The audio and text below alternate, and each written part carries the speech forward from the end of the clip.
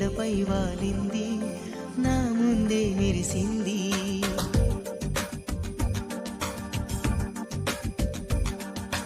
నమ్మవేమో గాని అందాల యువరాణి నేలపై వాలింది, నా ముందే మెరిసింది.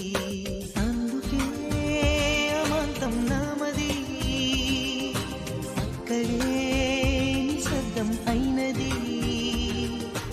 ఎందుకో ప్రపంచం అన్నది ఇక్కడే ఇలాగే నాతో ఉంది.